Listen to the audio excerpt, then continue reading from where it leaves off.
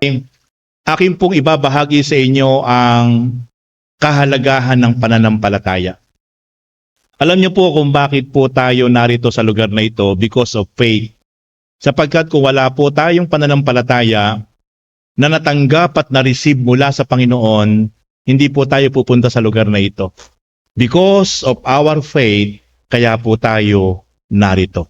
At sa oras pong ito ay nais ko pong ihayag sa inyo ang kahalagahan, ang importantihan ng pananalig at pananampalataya sa Diyos.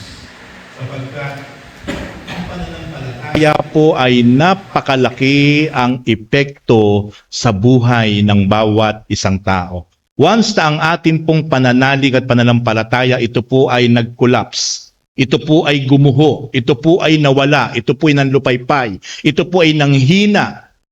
Napakalaki po ang magiging epekto nito sa buhay ng bawat isa po sa atin. Kaya po ang tinatrabaho ni Satanas sa buhay ng bawat isang mananampalataya sa ating pong lahat ay walang iba kundi ang panghinain, panlupaypayin, pabagsakin, panghinain, or tanggalin yung ating pananampalataya at pananalig sa Diyos. Kaya wag na wag po tayong papayag na yung ating pong tinanggap at nagkaroon tayo ng pananampalataya, ito po ay mawawala sa ating pong mga buhay. Kaya ito pong atin ngayong pag-aaralan ay may topic po na pamagat natin, aking po pinamagatang The Importance of Faith. Napakahalaga po ang pananampalataya sa buhay ng bawat isa po sa atin. Okay, sa Hebrew chapter 11, verse 2. At kinalugdan ng Diyos ang mga tao noong una dahil sa kanilang pananalig sa Kanya. Noong unang panahon pa po, sa Old Testament, kaya po kinalugdan ng Diyos ang mga unang mga taong sumampalataya sa Diyos because of faith. Kaya nalugod, kaya nasiyahan ang Diyos dahil nakita ng Diyos ang kanilang pananampalataya. The same with us in our generation, ganun din po. Malulugod, masisiyahan, matutuwa ang Diyos sa buhay nating lahat kapag nakikita ng Diyos intact. Hindi po nagle-level down. Hindi po bumabagsak, hindi po nanghihina, hindi po nanlulupaypay, or hindi po nawawala yung ating pananalig at pananampalataya sa Diyos. The more na tayo po ay nagle-level up, tumataas, lumalago, tumitibay yung ating tinatawag na pananampalataya at paniniwala sa Diyos. Nasisiyahan, nalulugod ang Diyos sa buhay ng bawat isa po sa atin. Hebrew chapter 11 verse 5, dahil sa pananalig sa Diyos, hindi namatay si Enoch, kundi inilipat sa kabilang buhay. Hindi na siya nakita sapagkat inilipat na siya ng Diyos. Sinasabi sa kasulatan na si Enoch ay naging kalugod-lugod sa Diyos bago inilipat. Meron po palang tao na nakaranas na hindi po namatay ng pisikal. Dahil sobra siyang kinalugdan ng Diyos, dahil sa kanyang pananalig, dahil sa kanyang pananampalataya, siya po ay kinuha ng Diyos, buhay pa, at inilipat sa kabilang buhay, doon sa eternal, forever na kapiling ng Diyos. Ganyan pong masiyahan, ganyan pong malugod ang Diyos kapag nakakita po siya ng mga tunay at tapat na mga taong nananampalataya at sumusunod ng tapat sa Diyos. Kaya po kapag po nakita ng Diyos sa ating kapanahunan, yung ating individual faith sa Panginoon, the same with us, yung pong kasiyahan, yung pong kaluguran ng Diyos ay mararanasan po natin. Kaya napakahalaga po ang tinatawag na pananampalataya sa Diyos. Pero mapapansin niyo po, ang pananampalataya po ay kaya pong ibagsak ng kaaway sa pamamagitan ng mga pagsubok, mga alalahanin, mga pinagdadaanang sitwasyon sa buhay na minsan hindi mo maintindihan at ang pinakamasakit, dumating sa point ng buhay ng isang manampalataya na sisihin niya, questionin niya, magalit siya sa Diyos sapagkat sa mga pinagdadaanan niya sa buhay na hindi niya maintindihan kung bakit niya yon nararanasan. Apektado ang kanyang pananampalataya. Kaya nga lagi ko sinasabi sa inyo, wag na wag niyong kukwestiyonin ang Diyos. Kahit ano pa ang inyong pinagdadaanan sa buhay, wag na wag nating kukwestiyonin ang Diyos. At wag na wag tayong magkakaroon ng negative feeling, negative emotion, negative thinking para sa Diyos. Sapagkat yon ay isang manifestasyon na yung ating pananampalataya ay nagkukulaps at bumabagsak. Hindi yun makabubuti sa ating lahat sa harap ng Diyos. Ang mahalaga, kahit ano yung ating nararanasan, pinagdadaanan, patuloy mong pinararangalan, patuloy mong pinasasalamatan, patuloy mong pinaglilingkuran ang Panginoon sapagkat iyon ay isang indikasyon na yung pananampalataya mo ay napakatatag at napakatibay. Okay, what is faith? Ano nga ba talaga ang pananampalataya? Faith means having complete trust and confidence in God, believing in His truth, His promises, and His power, even when you cannot see the outcome.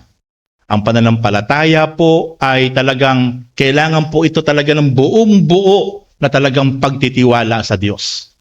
Paniniwala sa kanyang kapangyarihan, paniniwala sa kanyang mga pangako na hindi pa nangyayari pero pinaniniwalaan mo na sapagkat siya ang nangako. Pero sa kabila ng pananalig mo sa kanyang mga pangako, sa kanyang kapangyarihan, pero baliktad yung iyong nararanasan, pero patuloy ka pa rin buong buo na magtitiwala sa Diyos na makapangyarihan sa lahat. Yan ang isang ibig sabihin ng pananampalataya. Okay. Hebrew chapter 11 verse 1. Tayo'y may pananalig kung nagtitiwala tayong mangyayari ang mga inaasahan natin at naniniwala sa mga bagay na di pa natin nakikita. Yung po yung tunay na kahulugan ng pananampalataya according the Holy Scripture in the book of Hebrew chapter 11 verse 1. Totoong meron tayong pananampalataya sa Diyos kapag tayo po ay naniniwala sa mga bagay na hindi pa natin nakikita. Pangako pa lang ng Diyos. Kapag tayo po ay tunay na naniniwala sa mga bagay na inaasahan natin, bagamat hindi pa nangyayari, pero alam natin na meron Diyos na makapangyarihan sa lahat na siyang gagalaw at kikilos because nothing is impossible with our God. Amen. Yun po yung tunay na kahulugan ng pananampalataya. Kaya po napakalalim po yung ibig sabihin ng pananampalataya na meron ka, meron ako, meron tayong lahat. Depende po yun kung paano po natin to tinatayuan at pinanghahawakan sa ating mga buhay. Kaya kailangan po, pakaingatan po natin, proteksyonan po natin yung ating pananampalataya sapagkat ang kaaway po ay gagawa at kikilo sa buhay ng bawat isang Kristiyano para wasakin, para po tanggalin, para po pabagsakin yung ating pananampalataya sa Panginoon. The main focus of Satan is to destroy our faith and our identity with God. Mga kapatid, ito po yung pinaka-main focus ni Satan. Yung talagang wasakin niya, talagang tanggalin niya sa ating mga puso at isip yung natitirang pananalig natin sa Diyos. Alam niyo ba mga kapatid, iba't iba po ang level ng ating pananampalataya. Meron po tinatawag na 100% ang faith nyo, 90%, 80%, 70%, 50%, o kahit na lang po 1%. Pero alam niyo po ba, Sabi nga po ng Panginoon, kung kayo'y magkakaroon lang ng kahit sinliit ng buto ng mustasa, binhi ng mustasa na pananalig, buong-buong pananalig kahit sinliit lang ng buto ng mustasa, kaya niyong palipatin ang bundok sa karagatan. So, ibig sabihin, ang pananampalataya pala, kahit napakaliit lang na percentage na meron tayo, pero yung faith na yan, talagang nakakonsentrate para sa Diyos at buong puso at buong kaluluwa at buong pag-iisip mo na pinaniwalaan na walang bagay na mahirap sa Diyos, mangyayari yung iyong inaasahan sapagkat meron kang pananampalataya. Pero yung napakaliit na pananampalatayang iyon na meron tayo, kayang-kaya po yun wasakin, agawin, sirain ni Satanas sa buhay ng bawat isang mananampalataya. Alam niyo po ba ang unang tao na merong pananampalataya sa Diyos ay natukso ni Satanas? Sino po yun? Si Eva. Si Eva po ay natempt po ni Satanas. Tinukso po siya. Ang utos po ng Diyos, merong isang puno doon sa gitna ng hardin ng halamanan ng Eden. At meron pong mga bunga yon, at ang kabilin-bilinan po ng Diyos kay Eva at kay Adan, huwag silang pipitas ng bungang iyon. Sapagkat once sila po'y pumitas, malalaman nila ang mabuti at masama. So meaning to say, ang Diyos pala, kaya na nilikha ang tao, ay yung isip natin, ang gusto niya, parang batang musmus tayo. Walang muwang, walang malisya. Gusto po niya ang tao ay talagang mamuhay sa ibabaw ng mundo na nilikha niya na talagang wala pong malisya, wala pong alam sa mabutit masama. Basta mamumuhay lang po siya na parang isang musmus na bata. Pero si Eva po ay inudyukan po ni Satanas. Siya po ay tinempt ni Satanas, inudyukan, sinulsulan, talagang kainin mo yan sapagkat hindi totoo yung sinasabi ng Diyos. Hindi totoo na ikaw ay mamamatay. Napakasarap niyan. Malalaman mo ang mga bagay na hindi mo pa nalalaman. Kainin mo yan. Kaya nga po, nung si Eva po ay natukso, siya po'y pumitas at siya po'y kinain niya po yung bungang iyon. Yung bungang po iyon na nagbibigay po ng karunungan, ng kaalaman, kung ano po yung mabutit masama. Once siya po ay kumain nun, nakita po niya siya po'y hubad. At kagad po ay siya po ay nahiya. Yan po yun. Nung hindi po siya kumakain, siya po'y walang saplot. Pero kasi nga po yung isip niya ay isip na parang isang bata na walang muwang, walang malisya. Kaya nga po yun po naging dahilan kung bakit po pumasok po ang kasalanan sa sangkatauhan. Kapasin niyo po, ang tao po ay naging seloso, nagkaroon po ng emosyon na hindi maganda. Kaya papapansin niyo po yung anak po ni Eva at ni Adan na si Cain at si Abel ay nagkaroon po ng selos po si Cain sa kanyang kapatid na si Abel. Pinatay niya po ang kanyang kapatid sapagkat nagkaroon po sa negative emotion. Yung po yung bunga nung kasalanan. Na hanggang ngayon po'y dumaloy po yon sa sangkatauhan. Nagkaroon po ng negative emotion, negative mindset ang tao. Kaya po ang tao po'y nagiging magulo, nagiging hindi maganda ang samahan sa mga bagay lang po na maliliit minsan. Pero kasi nga po yung pong emosyon, yung po yung bunga ng pagsuway ni Eva. Sapagkat napakaganda po ang plano ng Diyos. Ang gusto po ng Diyos ay yung isip at damdamin natin ay para lang pong isang batang walang muwang, walang malisya, hindi marunong magalit, hindi marunong magtampo, hindi marunong maghinakit. Ganun lang po ang gusto ng Diyos. At yun po ay mababalik kapag tayo po ay nandoon na sa langit. Amen. Kapag tayo po ay nasa langit na, mababalik po yung wala ka na pong maaalala. Kaya po, ang isang kaluluwa po na napunta sa langit, hindi na po niya maaalala kung sino yung kanyang asawa, kung sino yung kanyang anak sa lupa. Bakit po? Sapagkat sa langit, punong-puno po ng kaligayahan, kasiyahan, kapayapaan, wala ng lungkot, wala ng pighati, puro na po kagalakan. Amen. Tingnan niyo po kapag po yung asawa mo ay nakilala mo pa sa langit, nagkita kayo sa langit. Ano po ang magiging tendency sa langit kapag nagkita po kayo sa langit? Baka doon po mag-away pa kayo hanggang sa langit. Bakit? Kasi maaalala mo yung mga sama ng loob mo yung mga hinanakit mo sa asawa mo doon sa mga anak mong pasaway. Kaya hindi na po yun mangyayari. Sa langit po ay magkakaroon ng bagong kaisipan, bagong damdamin. Sapagkat iyan po ang dakilang plano ng Diyos na hindi nangyari dahil po sa pagsuway ni Eva.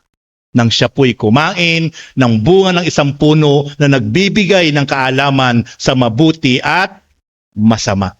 Kaya magpahanggang ngayon, dumaloy po yung bungang iyon ng kasalanan. Kaya tayo po minsan, pansinin niyo po ang tao po kahit Kristiyano na masyadong manipis, masyadong matampuhin, madaling magalit, madaling maghinanakit, at dahil po sa mga ganung bagay na hindi po niya na-manage yung damdamin niya, siya po ay napariwara. Siya po ay nalaglag sa pagkakasala sapagkat hindi po niya na-manage yung pong negative emotion, negative thinking na magpahanggang ngayon po ay dumaloy sa ating kapanahunan. Kaya nga po ang pangako po ng Panginoon, ang sino mang nakipag-isa kay Kristo ay isa ng bagong nilalang. Wala na yung kanyang dating pagkatao sapagkat siya ay bago na. Amen? Ang tunay po na born again, ipinanganak na muli sa Espiritu at kumilala sa Panginoon, nababago na po yung kanyang karakter, nababago na po yung kanyang attitude. Kung dati po siya ay matampuhin, manipis, kung dati po siya ay punong-puno po ng mga negative, ang kanya pong mga binibigkas na mga salita, nawawala po yon sapagkat yun po ang dulot ng ipinanganak na muli sa Espiritu, yun po yung born again. Tingnan niyo nga po yung inyong katabi. Mukha po bang na-born again na yan? Ano po? Ano po sa palagay ninyo? Ipinanganak na po ba yan sa Espiritu? Talagang nagre-reflect na po ba sa kanya ngayon yung Espiritu na mula sa Panginoon sapagkat yun po ang pumutol sa kasalanang ginawa ni Eva at ni Adan sa kanyang muling pagkapanganak sa Espiritu sa pamamagitan ng ating pagkilala at pagtanggap sa ating Panginoong Hesukristo. Okay, tingnan niyo po sa Luke chapter 22 verse 31 to 32. Ito po ang sabi ng Panginoon. Simon, Simon, makinig ka. Hiniling ni Satanas na ipinahintulot naman sa kanya na kayong lahat ay subukin. Subalit idinadalangin ko na huwag lubusang mawala ang iyong pananampalataya. At kapag nagbalik loob ka na, patatagin mo ang iyong mga kapatid. Listen carefully. Itong si Satanas, binigyan po siya ng go signal ng Diyos. Pinahintulutan po siya ng Diyos. Kasi po ngayon si Satanas po ay, dati po siya ay nasa langit. Itinapo ng Diyos sa lupa. At ngayon po, narito po sa ngayon sa lupa. Paroot, parito po sa lahat ng sulok ng daigdig. Binigyan po siya ng pahintulot na siya po ay merong otoridad na subukin, tuksuhin ang napakaraming tao sa ibabaw ng mundo. And take note, ang pinagpopokosan po niyang tinutukso, unang-una ang mga lingkod ng Diyos. Kung kayo po ay meron tatlong bad spirit na pumapaligid sa inyo, sa mga lingkod ng Diyos, daan-daan, libo-libo, ang laging nagtetempt para tuksuhin, para magkasala at mawala sa Panginoon.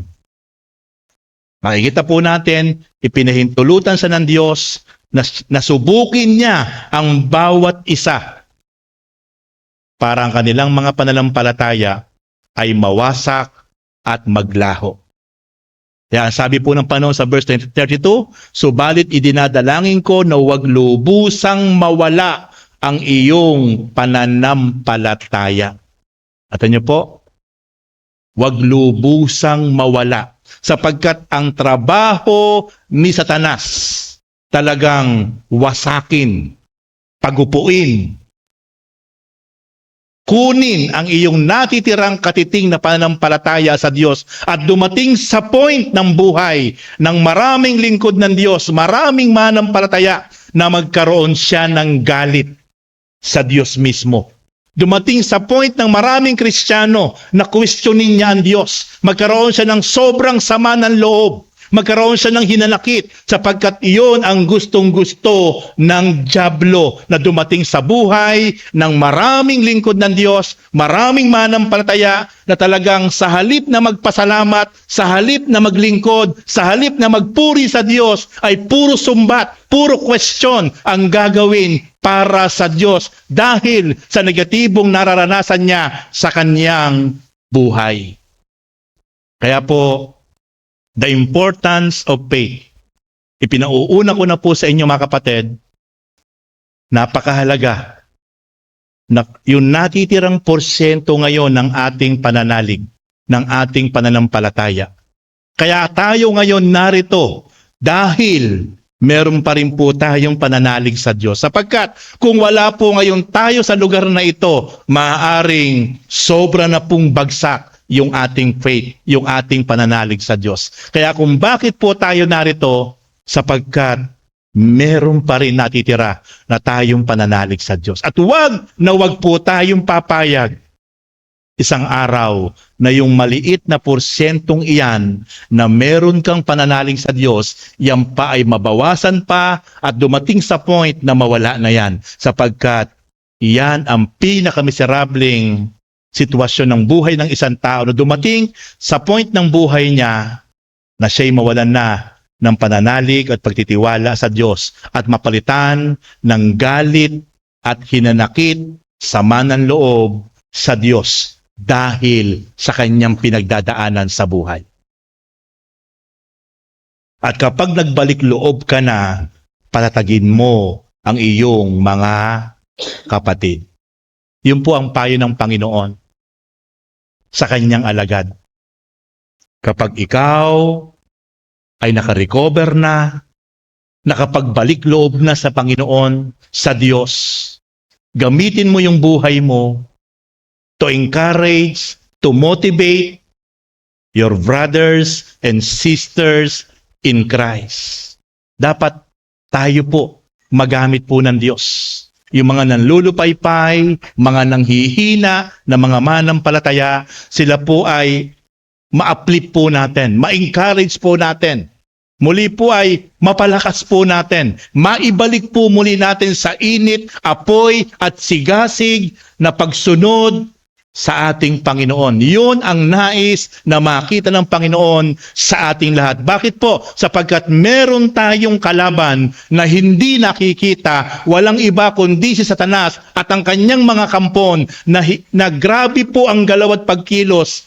Pero tayo po dapat gumalaw din at kumilos para ma-encourage po natin ang bawat isa na talagang patuloy po na sumunod at buong pagpapakumbaba na patuloy po magtiwala at maniwala sa kapangyarihan ng ating Panginoon. First point, faith is the only way to please God. Ang pananampalataya lang po natin, ang tangi pong daan para po ang Diyos ay mabigyan po natin ng kasiyahan at kaluguran. Una po ang pananampalataya. Kaya napakahalaga po na maalagaan po natin yung ating pananampalataya, yung ating pananalig sa Diyos. Ano po ba yung pananampalataya? Ang pananampalataya po ay bunga po ng ating mga ginagawa para sa Diyos. Faith without action is dead. Kaya po, mapapatunayan lang po natin na meron tayong pananampalataya sa Diyos kapag meron po tayong mga ginagawa na hindi po ang magbe-benefit yung ating mahal sa buhay, hindi po ang magbe-benefit yung ating mga kaibigan, hindi po ang magbe-benefit yung ating sarili, kundi kaya natin to ginagawa for the glory of our God. Yun po ang pananampalataya. Handa tayong magtiis, handa tayong magsakripisyo, handa tayong mapagal, handa tayo talagang maglaan ng panahon at oras sapagkat kaya natin ginagawa ang isang bagay for the glory of our God. This is faith. Yan po yung pananampalataya. At sabi nga po dito, faith is the only way to please God. Kaya napakahalaga po yung mga bagay na ginagawa natin. Minsan kahit napapagal tayo, nahihirapan tayo, nagsasacrifice tayo, kahit pinagtatawanan ka, walang nakaka-appreciate sa'yo, pero ginagawa mo yan, hindi para sa sarili mo, hindi para sa iba, kaya mo ginagawa yan, nagpapatuloy ka, kundi para bigyan mo ng kasiyahan ang Diyos. Diyan nalulugod ang Diyos sa buhay mo, sa buhay natin lahat. Kapag may ginagawa tayo na bunga ng ating pananampalataya. Hebrews chapter 11 verse 6, and without faith it is impossible to please God, because anyone who comes to Him must believe that He exists and that He rewards those who earnestly seek Him.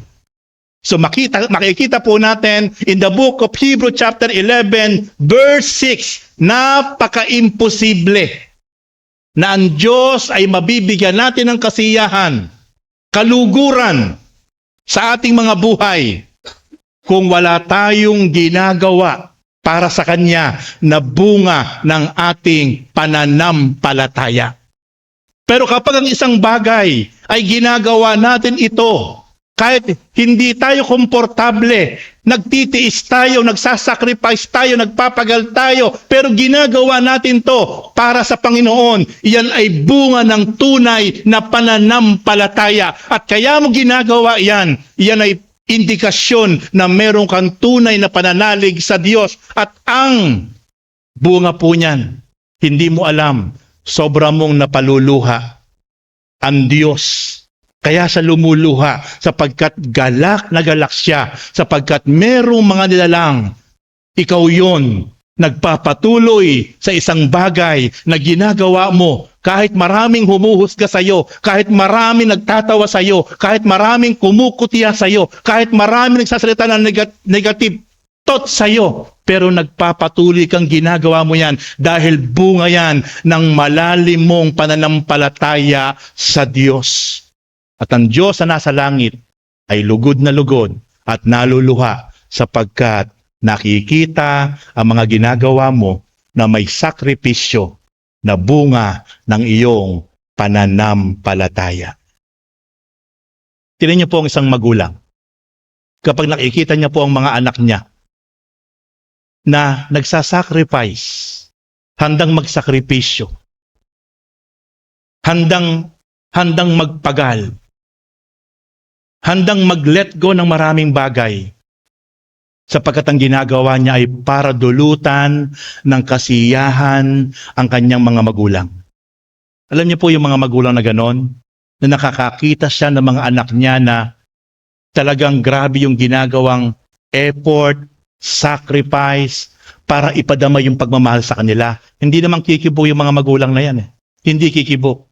Pero kung mabubuksan mo lang ang mga puso nila, at masisiyasat mo ang kanilang puso't isipan, nag-uumalpas ang kagalakan at kasiyahan sa mga magulang na merong mga anak na grabe ang sakripisyo, grabe ang effort, pagmamahal, respeto, paggalang na ipinapadama sa kanila. Bakit? Sapagkat lugod na lugod sila, siyang-siya sila na meron silang mga naging anak na grabe ang pagpapadama ng respeto, paggalang, pagmamahal sa mga bagay na ginagawa nila. Hindi sa salita, kundi sa gawa.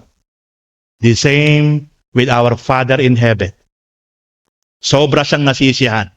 Sobra siyang nalulugod kapag nakakakita siya ng kanyang mga anak at mga lingkod sa lupa na grabe yung mga ginagawa, grabe yung mga effort, sacrifices na ginagawa nila sapagkat ito'y bunga na kanilang pananampalataya at pananalig sa Diyos. Sobrang nasisiyahan ang Diyos na makapangyarihan sa lahat. Faith is the only way to please God. Hallelujah. Kaya kapatid, kung napapagod ka, napapagal ka sa mga bagay na ginagawa mo para sa Panginoon, huwag kang hihinto. Huwag kang titigil. Huwag kang mapapagal. Bakit? Sapagkat meron Diyos na pinapanood ka.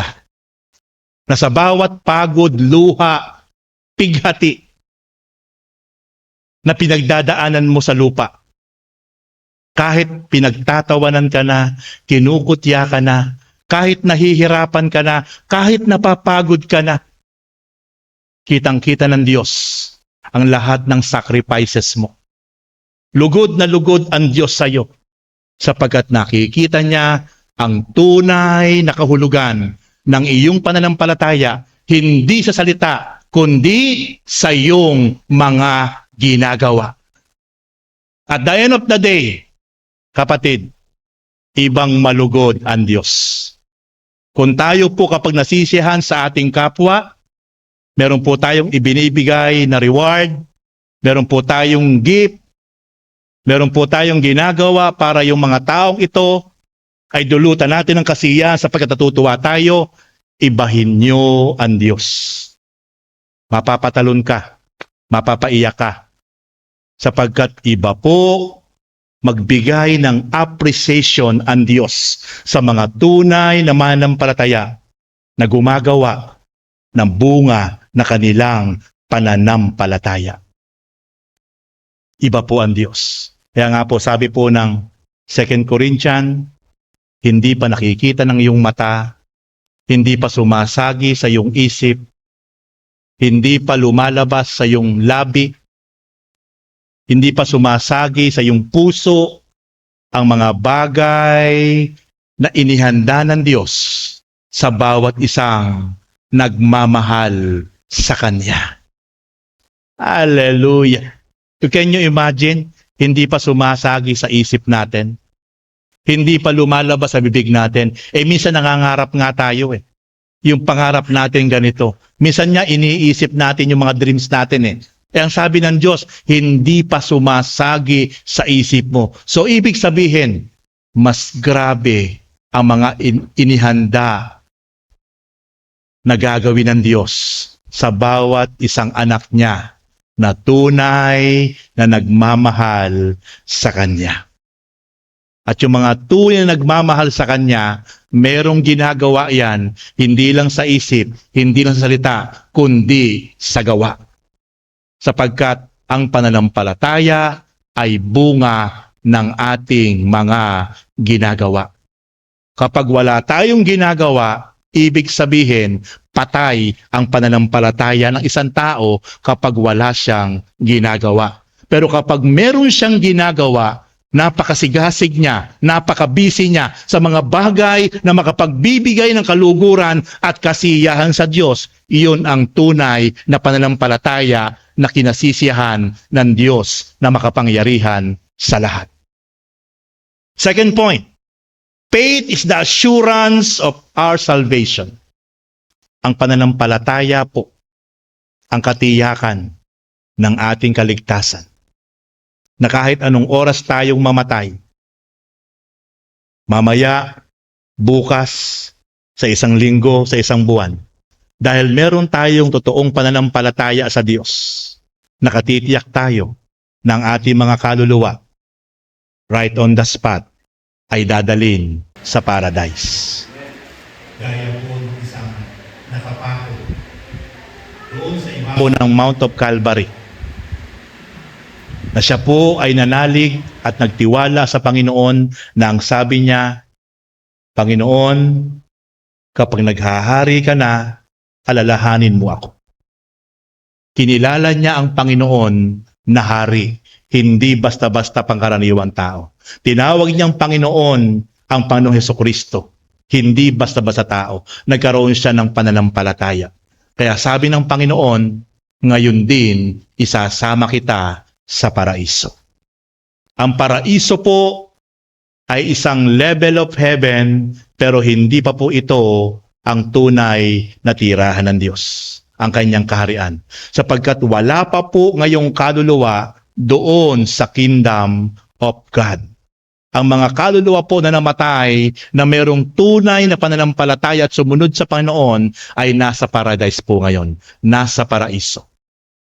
Yan po yung kinalalagyan ng mga tunay na mga taong bago mamatay ay tunay na sumunod, tunay pong namuhay ayon sa kalooban ng Diyos at tunay pong nagkaroon ng pananampalataya. Sila po ay nasa paradise. Inaaliw, wala na pong pighati, wala na pong lungkot, wala na pong init ng araw, wala na pong kalungkutan, wala na pong gutom, wala na pong uhaw doon sa paraiso. Pero kabaliktaran po ang mga kaluluwang napunta sa Hades. Take note, ang Hades po ay hindi pa impyerno. Ang Hades po ay isang lugar na kung saan may apoy pero hindi pa impyerno. Sa Revelation chapter 21, sabi po doon, sa huling panahon, sa final judgment, lahat ng mga kaluluwa na nasa Hades ay ibubulin sa naglalagablab na apoy at asupre. At yun po yung lake of fire. Kaya po mga kapatid, yan po ang hindi alam ng napakaraming tao. Akala ng maraming tao yung hirap na pinagdadaanan sa ibabaw ng mundo, yun na po yung parusa. Kaya po maraming tao, bagamat merong relihiyon, pero walang tamang pananampalataya sa Panginoon, kinikitil yung buhay, nagpapakamatay, sapagkat ang akala po niya, kapag siya'y nagpakamatay, tapos na yung kanyang hirap at dusa na pinagdadaanan sa mundo. It is wrong. Kapag ang tao'y nagpakamatay, tinapos mo yung buhay mo sa kahit anong uri ng pagpapakamatay, automatic po ang kanyang kaluluwa ay pupunta sa Hades. Eternal forever. Wala na pong kapatawaran yun. Iintayin na lang po niya ang final judgment para siya po ay ibulin sa naglalagablab na asupre. Revelation chapter 21, verse 10 and verse 8. Handyan po yung mga taong ibubulid sa naglalagablab na asupre. Impyerno, lake of fire, eternal, forever. Wala na pong kapatawaran.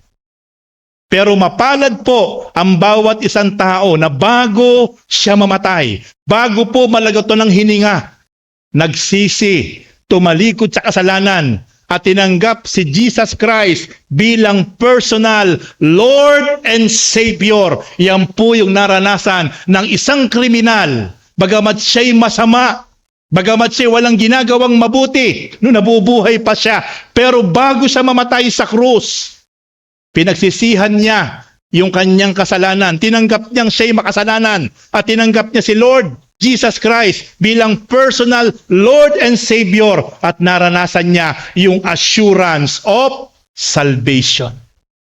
Kaya po, faith is the assurance of our salvation. Kaya napakahalaga po mga kapatid. Yung ating pong mga mahal sa buhay, yung ating pong mga kamag-anak, yung ating pong mga kakilala, kaibigan, bagamat meron silang relihiyon, pero i-check po natin. Tanungin po natin, madali lang pong mag-check ng tamang pananampalataya. Tanungin nyo lang po, saan mapupunta ang iyong kaluluwa kapag ikaw ay namatay? Sasabihin po nun, siguro doon sa langit, di naman ako gumagawa ng masama. Yun po ay, kapag sinabi pong siguro, yun po ay indikasyon na walang tunay na matibay na pananampalataya. Ang sagot pong siguro ay pag-aalinlangan pa rin. Ngayon, Pag sinabi niyang pupunta sa langit, siguro dahil siya naman po ay hindi naman po masama, tanungin niyo kung bakit siya mapupunta ng langit. Ano ang kanyang matibay na pinanghahawakan? Bakit siya mapupunta ng langit? Kapag hindi po ang sagot ay ang kanyang pananalig sa Panginoon, mapapahamak siya. Ganun lang po.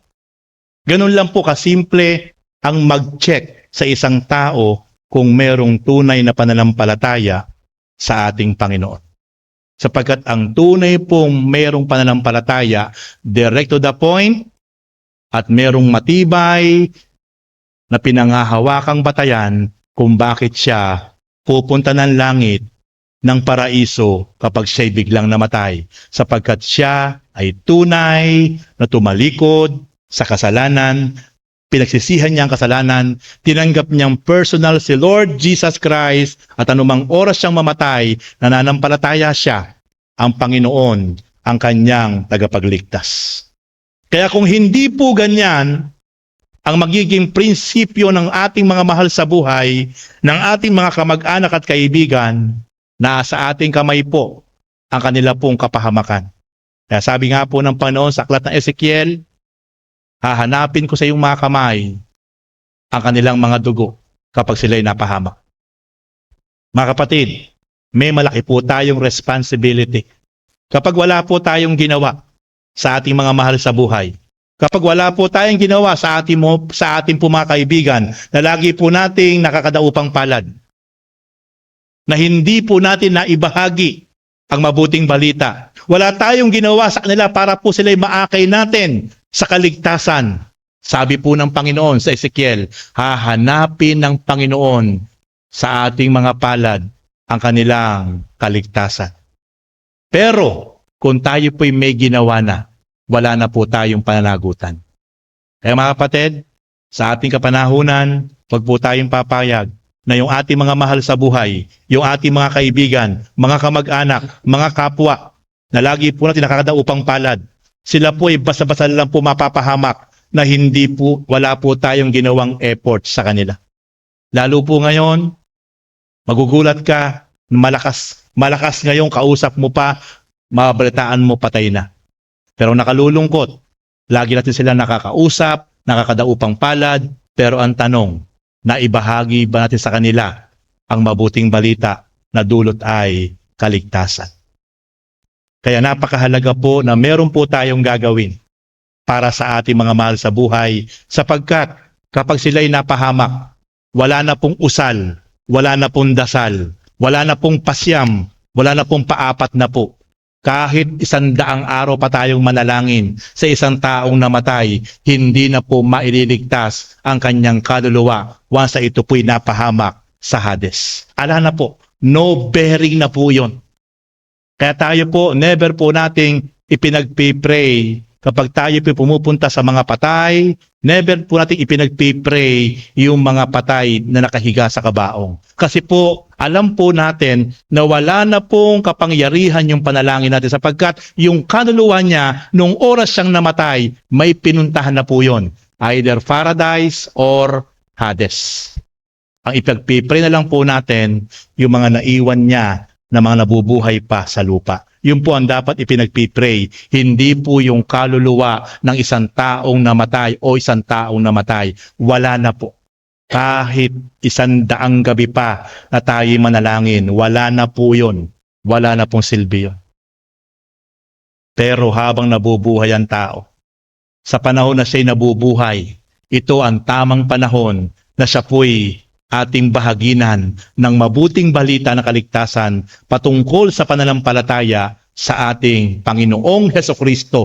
Kapag nabuksan ang isip niya, ang puso niya, at tinanggap niya ang Panginoon at tinalikuran niya po ang kasalanan, yun po ang tinatawag na faith is the assurance of our salvation.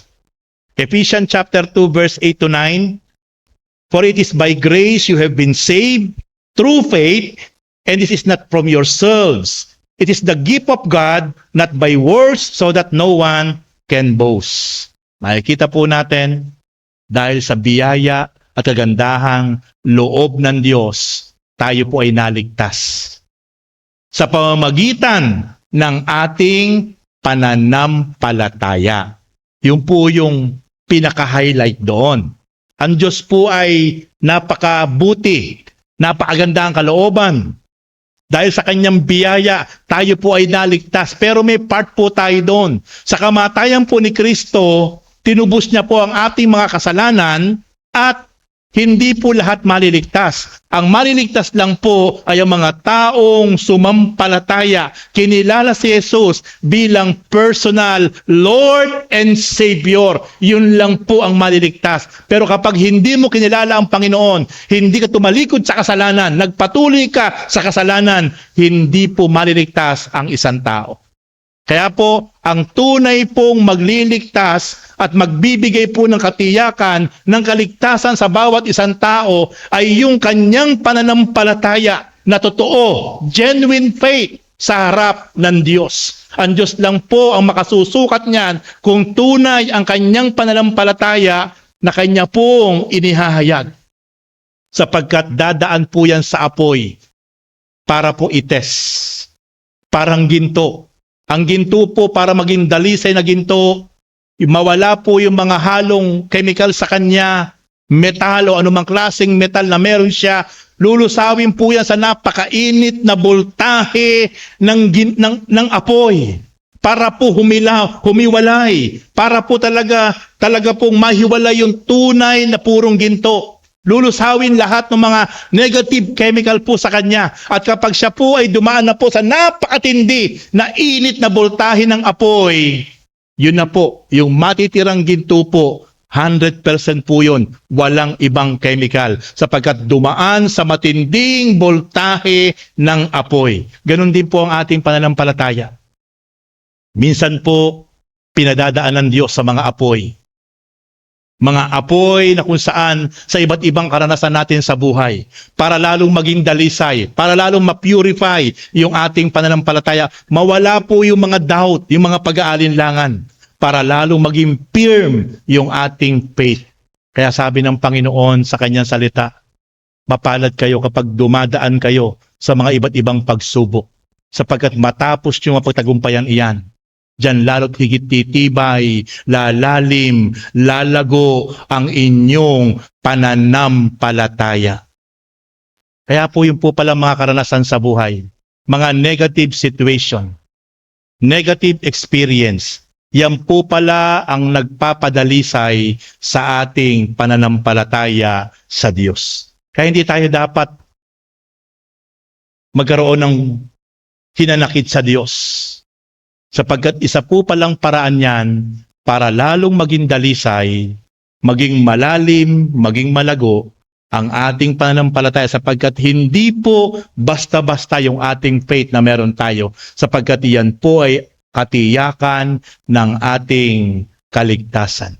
Hindi po sa mabubuting gawa. Kaya wala po tayong pwedeng ipagyabang at ipagmalaki kaya tayo naligtas. Dahil po yan sa kagandahang loob ng Diyos sa pamamagitan ng ating pananampalataya sa ating Panginoong Hesukristo.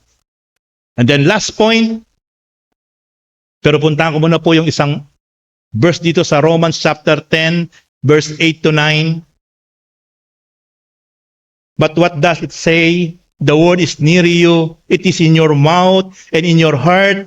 That is the message concerning faith that we proclaim. Verse 9, if you declare with your mouth, Jesus is Lord, and believe in your heart that God raised Him from the dead, you will be saved. Kapag ipinapahayag natin, inihahayag natin na ang Panginoon ay Panginoon, sabi po dito na siya po ay nabuhay mula sa pagiging patay, bumangon at nabuhay, maliligtas ka. The assurance of salvation ay mararanasan natin. Kapag inihahayag natin na si Jesus ay Panginoon, naniwala ka ng buong puso, nanampalataya ka ng buong puso, na si Jesus ay muling nabuhay, at siya'y anak ng Diyos, maliligtas ka. Mararanasan mo ang assurance of salvation. Kaya, Napakahalaga po kung paano mo kinikilala si Jesus sa buhay mo. Marami pong tao, iba't iba ang relihiyon, iba't iba ang paniniwala. Si Jesus, propeta lang, period. Si Jesus, tao lang, period. Totoo po yun. Si Jesus ay nagkatawang tao. Pero yung kanyang pagiging Panginoon, anak ng Diyos, hindi mo po pwedeng hindi paniwalaan yon. Sapagkat yun ang sinasabi ng banal na kasulatan. At yun po yung ating pananampalataya. Tayo po'y naniniwala na si Jesus ay muling nabuhay after 3 days. After 40 days, bumalik po sa langit. At siya po ay nangako na isang araw, babalikan niya ang bawat isang maliligtas. Isasama niya kung saan siya naroon, isasama niya. At yun po yung pinaniniwalaan natin sa ating pong pananampalataya. Yung kanyang muling pagbabalik. Kaya nga po tayo habang hindi pa po sa bumabalik, patuloy po nating pinatitibay, pinalalago ang ating relasyon, ang ating pananampalataya sa Panginoon. Patuloy po tayong sumusunod, naglilingkod sa Panginoon sapagkat alam natin na isang araw sa hindi inaasahang pagkakataon, walang takdang araw at petsa kung kailan, walang oras, pero bigla siyang babalik. At ang sabi niya, always be prepared. Dapat lagi tayong handa. At ang kanyang babalikan ay ang mga tunay na intact ang pananampalataya sa pamamagitan ng tapat na pagsunod sa ating Panginoon. Sapagkat kapag tayo po'y hindi napasama sa pagbabalik ng Panginoon, daranasin po ng mga taong maiiwan sa buong mundo ang tinatawag na tribulation. Sobrang hirap. Ang maghahari po nun ay ang mga antichrist. Pahihirapan ng tao.